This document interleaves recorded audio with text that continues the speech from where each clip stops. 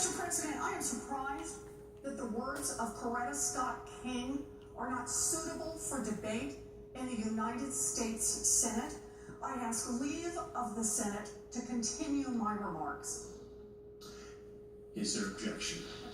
Object. I appeal the ruling. Objection is heard. The senator will take her seat.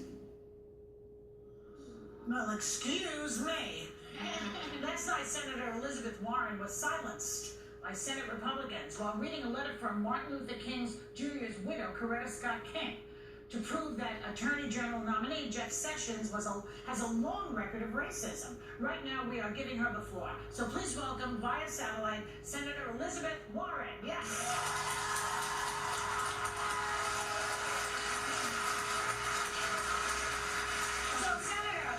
Recap, because last night you were accused by Senate Majority Leader Mitch McConnell of impugning or criticizing Senator Jeff Sessions, who's been nominated for the very important job of Attorney General. Yes. Your criticism of another senator, which is against the rule. That's the rule, called Rule 19. Now, do you think you violated the rule of the Senate? No, I did not think I was violating the rule of the Senate. You know, keep in mind that Jeff Sessions had been a U.S. attorney for Alabama back in the 1980s, and he had prosecuted civil rights workers for trying to help elderly black voters get to the polls.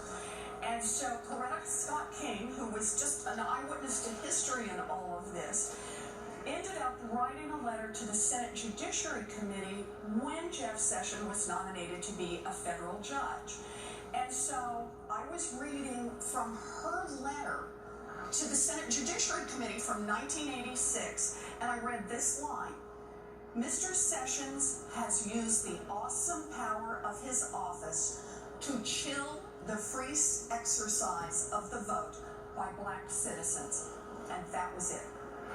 And you were totally shut down because you wanted to read that letter. But in 2015, Senator Ted Cruz called Mitch McConnell a liar from the Senate floor, which violated Rule 19, which is the same rule that they say you violated. Why do you think McConnell didn't respond to that when he was in office? Do you think that it was party loyalty or what?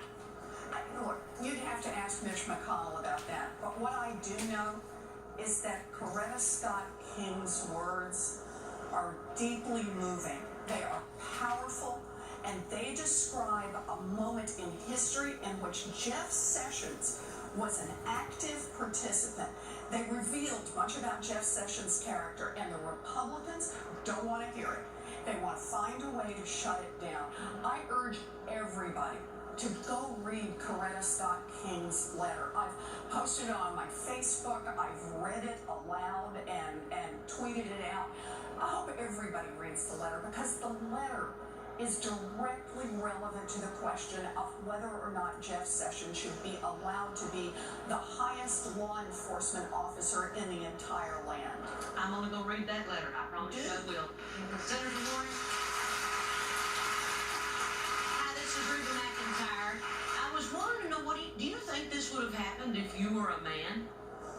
You know, I can't know. But I'll tell you this. You're reminded how hard the struggle is. Can I read you another little part of Coretta Scott King's letter? She talks about later in the letter, the irony of Mr. Sessions' nomination is that if confirmed, he will be given life tenure for doing with a federal prosecution what local sheriffs accomplished 20 years ago with clubs and cattle prods. That's what Coretta Scott King had to say. That's why I want everyone to read this letter. Okay, we will. Well, good. Senator, this is Sunny Hostin. You know, why do you so strongly oppose Senator Jeff Sessions' nomination for Attorney General? Because he has denied that he is a racist. He has denied that he is a bigot. You know, talk is cheap. Actions are what matter.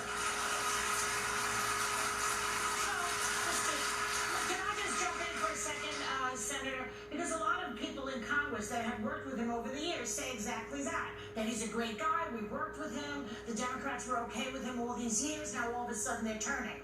How do you answer that? Well, this is not about confirming someone to be Attorney General because they're polite.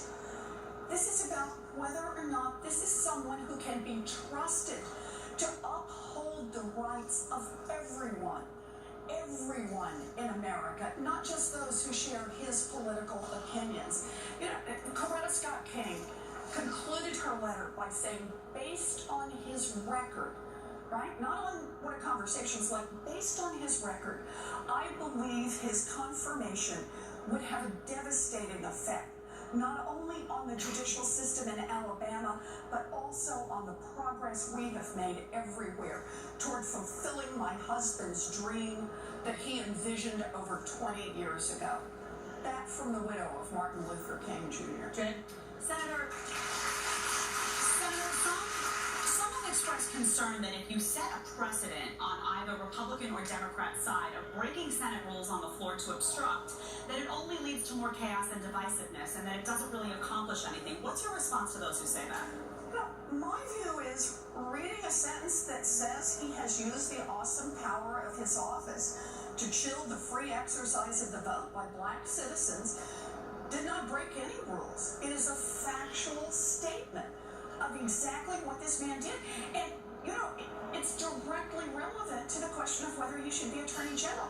Keep in mind, we have in the Senate a constitutional responsibility to debate and then advise and consent on this nominee.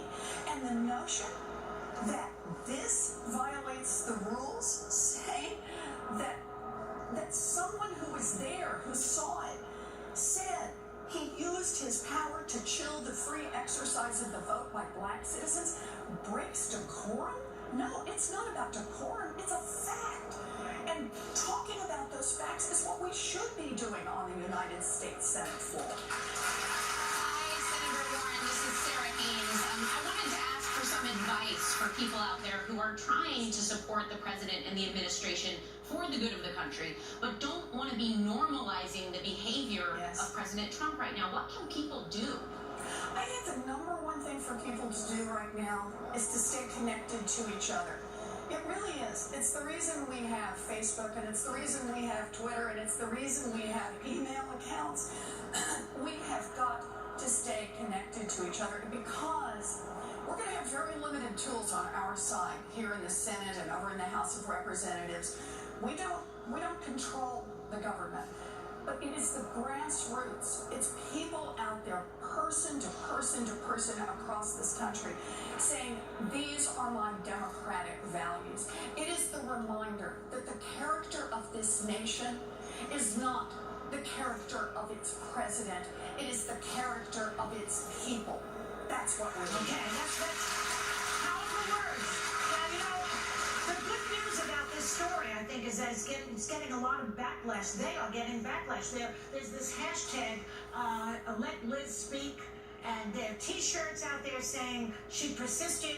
Do you think that any of this kind of backlash or protests, do you think they'll have any impact on Jeff Sessions' confirmation? I mean, there's been a lot of backlash on a lot of these nominees, and they still got confirmed as far as I can tell.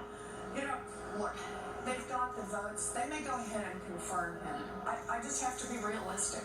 We may not be able to stop it, but I'll tell you this. That does not mean that we give up. It does not mean that we lay down and die. That's right. It means we get out there and keep fighting at the grassroots level.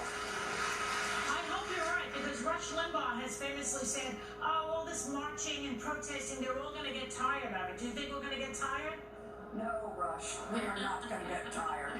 We are here to stay. You bet. I know you'll never get tired. I know that. Thanks to Senator Elizabeth Warren. We'll be right back.